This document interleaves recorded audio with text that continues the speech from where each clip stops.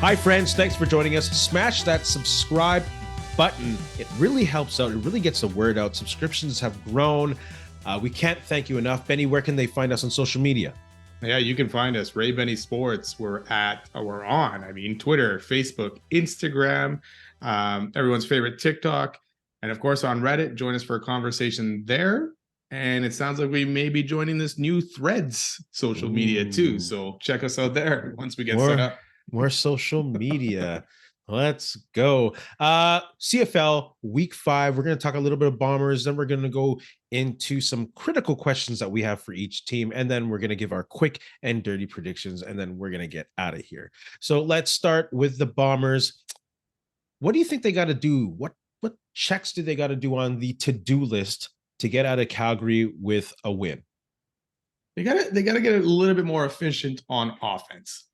We've seen it in game 1. Offense was ticking against Hamilton. Game 2, again, offense came out, started a little bit slow, but then picked it up by the second half and was on fire against Saskatchewan. Game 3, BC took them out completely. And then they got a bit going in Montreal. But I would like to see a little bit more efficiency and figure out which offense is going to show up. Bring a little bit more from Claros, a little bit more connection with those receivers. Yeah. And hopefully that O-line can block like they did last game. And I think they can against Montreal, because Montreal is one of the worst pass rushing teams in the league right now. So I expect that offense. It's got to get going. Or against Calgary. Not get going, but yeah. We're playing Calgary, not Montreal. Oh, sorry, Calgary. Establish the running game. I'm going to keep going with the offense. The Bombers are cracking about 130 yards per game. Oliveira has 2 100-yard games already, and Calgary allows 100 yards rushing a game. So this is a prime matchup for them to really explode on the running game. I think Calgary is like averaging or allowing 5.3 yards a game. That might be worse or second worst in the CFL. So continue to use that bully ball that they had to use in Montreal because of the rain and the weather conditions, but continue to do that against Calgary. And let me just continue against the run. The Bombers have to stop the run. They haven't had a good time against Calgary against the run. I know Kadeem Carey isn't playing, but Dedrick Mills is not a bad running back. He's broken 100 already this year. He's averaging the most yards per game rushing. He's only played 2 games, but at 88 yards per game. So they got to stop that run. Yeah, and this will be one of the bigger tests for that Bomber D against a run, especially the way the Calgary offense has kind of been playing. And Jake Maier has not been good so far this season. Only 57.7% of his passes completed, only 2 TDs, 5 interceptions. So he needs that run game, especially with a lot of hurt receivers. Reggie Begelton may be back, so that'll help Calgary. But you're still without Malik Hooker, Luther. I'm not even going to say this right. Yeah, I know. No. You tried. So you tried. And really, that Calgary D has not been good. So they're going to need some long drives, running game, like you say, to keep this Bomber offense off the field. But that flips on the other side. The Bomber D line, Jake Maier has been under pressure, and the Bomber D line has to have another game like they did against Montreal. And bring that pressure and attack Jake Maier and throw him off his game, and have them maybe try more on the run, and maybe they'll, that'll work out into Bombers' favor. Hopefully. Yeah, that's a big blow not to have Malik Henry. Yeah, Reggie Begelton might play. And they just signed a receiver that they had last year. Oh my goodness. Someone Google from the that. NFL we'll find it. Yeah. So the Saps are going to be hard pressed to get much of an air attack going. So that may even leave some Bomber linebackers to focus more on the run and shut down Dedrick Mills. And he said that they really got to get the D-line and the pass rush going. They got to take advantage of that matchup with that left tackle, Bryce Bell. He's not their usual starting left tackle. He usually plays interior line. He's started at center, played guard. He played a little tackle last year, but especially at left tackle, he's going to have to deal with Willie Jefferson for most of the game. And if not Willie Jefferson, it's going to be Jeffcoat. So they really got to send the pressure on that guy and take advantage of the. You'd think it'd be an uneven matchup with someone like Willie Jefferson, who's really felt it last week. Yeah, and it's good to see that Jeffcoat has not been on the injury report at all. So he's been practicing in full, no questions. So he should be good to go, no issues Friday. So having him and Willie there for a second game in a row, it'll be great. And going back a little bit, Calgary has given up almost 60 offensive plays a game. are allowed 60 offensive plays a game. So they really need that running game to slow down. If you're going to give the Bombers 60 offensive plays, they're going to take advantage of it, Without a and doubt. looks like Dembski's going to be back. He practiced in full today. So that whole offense right now, obviously besides Lawler, should be good to go. Yeah. The only issue I see, and especially with the run game, is Adam Bighill has been limited. He's questionable, so that probably means he's playing. But if he's a little bit injured, because Shane Gauthier looks like he's out, so Calgary could take advantage of it in that run game if Bighill's not 100%. Yeah. That Rachel, like, how do you get Greg McRae in there after a game like he played? Like, that's some magic that O'Shea and his coaching staff have to make happen. Like, you'd love Yeah, to see a guy like McRae there on every offensive down with what he brings. But ratio wise, you got to do the math. you do. Yeah, they have to figure it out. Hopefully, they can get him in there, but Yeah. might be tough now that Dembski's back. You have to You got sit someone anything? else. You got anything else on your to-do list? You know what? They just got to go out and win the game. That's a to-do. That's a to-do. They can also maybe do some, no, I shouldn't say they and point at the same time. Get some better blocking going for Janneri and Grant. Calgary is like second worst in regards to kickoff coverage, allowing about 25, a little bit more than 25 yards per game. So you get those lanes for Janneri and Grant. He could bust a big one. He's the best kickoff returner in the league right now. Yeah, and he was quiet last game. And usually when he's quiet, the next game he kind of bounces back and has some kind of good return. We saw that against Saskatchewan. So yeah, it'd be good. The Bombers started a lot deep in their own end against Montreal. So it was some long drives that they had to make. And I know they went for a couple long bombs, but I don't think they connected. Did they connect on any? I know they got a pass interference on one, but I don't think they actually ended up connecting on anything deep. So it wasn't a very good night for much offense. No, not throwing wise. I mean, Oliveira had a great night, but Montreal's got a good D. So I'll give him credit for that. They'll be tested this week. Yeah. And we'll get into that when we get quick and dirty. In the predictions. Jesus. Let's go to critical questions for the league. We'll start in the West, but don't worry, East. We're going to alternate. So, start with BC. Got that matchup with the Owls? What's their critical question? Yeah, can VA, Vernon Adams, bounce back? Montreal's got a strong D, like we just said. And that D made things tough on the Bombers, especially through the air. Obviously not on the run game. So I think BC may have to lean on that run game a little bit. At least this game is in BC. It's in a dome, so it won't be a torrential downpour like the Bombers had to face. But this is a tough D for VA to bounce back again. I think you'll have an average kind of game, nothing spectacular, but I don't see him throwing up 6 more interceptions. So I expect a better game for him and a better called game all around. Yeah, well, I'll go to the Montreal team, and their critical question this week is: can Montreal keep BC off the scoreboard? I don't think so. Not because VA is going to have this amazing game or anything like you said. He's not going to throw 6 picks again. That was a disaster. I don't think that. But I just think that they'll get the ball back so much that they will eventually score. And it's like BC's defense is really good, and Montreal's offense is not that good. Yeah, so I think playing in BC, the weather's going to be good. Nothing's going to mess the field up. I think BC is going to be able to score points. I don't think Montreal will be able to keep them off the scoreboard. Yeah, I wonder if Chiante Evans is back, the DB there from Montreal, who's had a pretty good start to the season. He missed the Bomber game, so we'll see if he's back. Yeah, and that's another thing. Like BC has such depth in their receiving. We'll see. Yeah, and again with them too, is Lucky Whitehead going to be back? But do you really need him? I mean, if he's out, you obviously want him. But if he's Hollins out, is playing good. Yeah, you still have some good receivers there. Otherwise, Hollins is like 83% on targets. Yeah, that's crazy. You have a next West question? Let's just go back to the Bombers here and talk about them. And it goes back to it a bit. Will the real offense please stand up?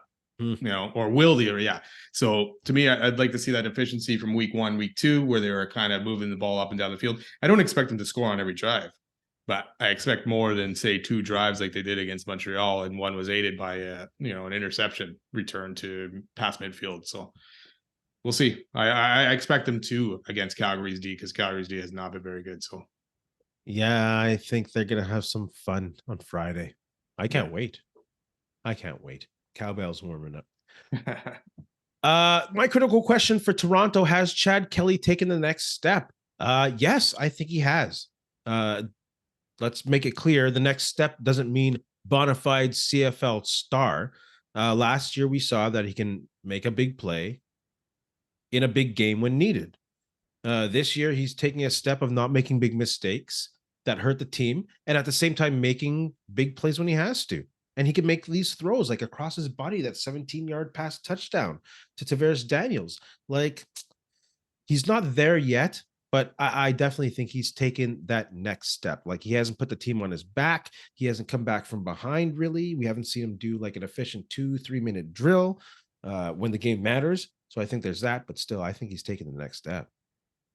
Yeah, he's definitely growing. And it's going to be one of those seasons, I think, where they're going to have an up and down season. And good thing for him, Toronto's D has played fairly well. Like you say, they haven't been behind in games that he has to try and bring them back. I know in Edmonton they were down a bit, but that was probably never really in question. But so I expected, good steps, good steps. Props to Dinwiddie for Yeah, for it, finding that guy's weaknesses and finding a way to cover them up so far. yeah. Dinwiddie's actually turned into seems to be a good coach. You know, when we were questioning him quite a bit last year, but maybe it was McLeod Bethel Thompson more than Dinwiddie. Mhm. Who? Yeah, exactly.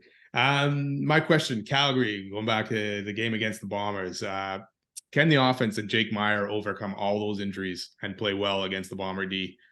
No. I don't think so. Not in this game. I think at this point it's going to be a rough one for Calgary, which is hard to really, well, surprising to say almost in a way because we always expect Calgary to have good teams, but right now they're a lot of injuries, but they haven't been very good either. So I think this will be a tough one for them to bounce back, and I see them dropping the 1-3. Oh, I did my prediction too early. Oy. And we've really, like, do you think the majority of this is just the loss of John Huffnagel's hand on the team? Maybe. I mean, he's still there though, right? But he's just president. So maybe it's also Dave Dickinson's first time, now being the GM as well. And it's another piece added to his plate, right? Yeah. And having to find guys is a different story than trying to coach guys. So Yeah, too much on his yeah, plate. You think he took too much in the buffet line? yeah, maybe right now, maybe needs some time to get better at being a GM, but Yeah. right now it's not looking good. And they haven't really brought in. I know injuries are hurting them, Kadeem Carey, Malik, all those guys, but Mhm. doesn't seem they brought in any playmakers, and they let a lot of guys leave. So Yeah. I mentioned this earlier on in the year with the loss of Bo Levi Mitchell and Derek Dennis. You're losing a lot of culture, a yeah, lot of winning culture. and Thurman too to Hamilton, right? Yes. Yeah, It's not my favorite team. Can Hamilton do its part in keeping teams coming off the bye week undefeated? No, I don't think they can. Like, especially against Ottawa, what we seen them do last week. Hamilton's allowed 113 yards rushing a game. Ottawa's averaging over 100 yards rushing a game. This is not a good matchup for Hamilton. They will lean on Tuggle, who got like what 17 carries, 126, especially with Mazzoli in. yeah, Yeah, no, Toronto's not going to help that undefeated streak for teams coming off a bye. yeah. It seems to be rough with Hamilton now. They signed Kai Loxley there, the quarterback that was just kicked to the curb by Edmonton. So Yeah, I don't know. It's not. I don't think it's going to get any better for them. I'm cheering for that guy. I'm cheering for Yeah, that guy. Anyone who tells Chris Jones to go shove it, go. You go and do the short yardage. He tells Chris Jones, you go and do it. I like that guy. Well, he didn't say that technically, but I'm just no, imagining. Sorry, go something ahead. something along those lines, probably. Yeah, yeah. I wish. Saskatchewan, can they weather the injury storm? Um, Tons of injuries again for them as well. But Oh, luckily they get the Elks this week, so they're facing a pretty bad team. So I think that for this week they can definitely weather that storm and probably get by with missing some of these guys. But they will definitely need these guys back as the weeks go on because they're missing some good. Jake Waynicki yeah. is out, so they're missing some good players. Considering they could. Don't sleep on Saskatchewan. That's hard to say as a Winnipeg fan, but don't sleep on Saskatchewan. If they get a roll late in the season, Yeah, uh, we'll see. We'll see. They started 4-1 last year and then imploded. So yeah, that's right. Forgot. Can the Red Blacks continue to build on the win with a QB change? I think so. I just gloat about their rushing game, which they'll pretty much use to keep Mazzoli safe and keep the extra pressure off of him, hopefully. And I don't know, maybe that was part of the strategy to make sure he had a good off. I'm not saying it's fully part of the strategy. I'm sure Medicine had maybe 90% of it, 95% of it. But maybe they want to make sure they had that offensive line good and a running game good, so they weren't exposing this guy. You Yeah. know, they're able to keep him in the pocket rather than having guys, come out all crazy and lose him again early in the season. But yeah, I hope they, you know, do well with the change, and I think they will. Yeah, it's too bad that Tyree Adams tore his Achilles, right? Or was it the ACL? ACL low Yeah, it's hit. yeah, it's too bad that happened. It would have been a good backup to actually learn from Mazzoli, and if anything happened to Mazzoli, at least he got this guy coming in who can learn the game and get better as the season Yeah. went on. But unfortunate. It's so hard. Like that, I don't think it was done maliciously. So yeah, I'm not even comment. I think it's it's an unfortunate situation. Yeah. It's carelessness, maybe. I don't think maliciousness, but yeah. My Those question. Oh, sorry. Go ahead. you go. Oh, okay. My question for Edmonton. Now that they're going back to Cornelius, can McAdoo put together a game plan that doesn't force Cornelius to try and carry this team? I'm not going to just blame Cornelius here. I mean, he's not the greatest quarterback, obviously, but the running game has been non-existent so far for the Elks either. The Yeah. O-line has had trouble blocking and opening up that running game. And when you're expecting Cornelius to carry your team or any quarterback that's there for Edmonton, right now, that's not going to help, especially that Eugene Lewis is out, your biggest playmaker that you signed again, it's a big offseason move. So McAdoo's got to find some kind of common ground or get this running game going here. They're in trouble. No, they are. Yeah. I don't have much to add to that. They are in trouble in Edmonton. Like, ugh, it's horrible. Yeah. Victor Cui, oh my goodness, that's a challenge. Like, how do you get people in that building when the team is so bad? I like Hardcore Elks fans are saying they might go 0-18. Yeah, well, I mean, you haven't won at home, so your next, I don't know. Yeah, I don't know. Oh, see? Yeah, it was speechless. Let's go to our quick and dirty predictions then. Might as well. Let's start with the Elks game against the Rough Riders. Elks, we just talked about them. I have no idea what Chris Jones sees in Cornelius. I have no idea what Edmonton saw in Chris Jones. Rough Riders win, and probably big. Yeah, Cornelius starts. Will he finish? I don't know what Trey Ford has done to not even get an opportunity here. Again, no Eugene Lewis, it looks like. So I'm going with Saskatchewan as well. Trey Ford is a fan favorite, and Chris Jones can be a bit of a dink. Yeah. Calgary, Winnipeg. Winnipeg defense got a boost with Jeff Coat, and there'll be too much for any QB just trying to find a way. So I got Winnipeg on this one. Yeah, I agree there. And my thing too is Bomber D will be too much for Jake Meyer. And even if the Bomber offense struggles, I think the D will do enough to shut down Calgary's offense. Absolutely. Who do you got? Red Blacks, Tiger Cats. Ooh. I'm going with the Red Blacks. Mazzoli's back. Chances are he's going to be rusty. I mean, he hasn't played in a year at least, right? Yeah. But I still give him the edge over Schultz over in Hamilton. And the D's will be a bigger factor in this game. And I think Ottawa's D has been playing better than Hamilton's D so far. So I'm going to give the edge and I'm going to give the Red Blacks the win. Yeah. Hamilton is a rudderless ship. The coaching is invisible. The QBing is non-existent. Ottawa has found a running game, and they're going to abuse probably the Ticats with it. So I'll take Ottawa with a second win in a row. Red Blacks, Ticats. You see that 5 times fast? No, I don't even want to try. Wow. Owls versus Lions. Who do you got in that game? I'm going to take the Lions. Fajardo was on the run last week against the Bombers, and now he's facing another D that's tied with the Bombers for sacks at 14. Matthew Betts, he's going to be licking his chops. And BC's D has still played very well, and we saw Fajardo struggle against Bombers, and not just with the sacks, but in points wise. So yeah. I'm going to give BC the edge and the win. BC by lots for sure. And like we mentioned, there's a dome there, so none of that nonsense is going to happen. They'll have the ball so much that they'll score enough of the times. BC with the win. Friends, fans, Put your predictions, put your comments below. Thanks for the great predictions last week. Get in on the comments, not only here on YouTube, but on Reddit. Benny, you have anything to say to our friends? You know what? Thanks a lot for listening. Don't forget, subscribe, follow, and have a good weekend and enjoy some good football. Yeah, and in the words of my boy, LeVar Burton, we'll see you next time. That's my boy. He's my boy. You know him well? You're my boy. No, we don't know each other. Hey, friends and neighbors, don't forget to check us out online on Facebook, TikTok, Instagram, and Twitter at Ray Benny Sports. And don't forget to check out our YouTube channel. Leave a like, leave a comment, tell us what you think.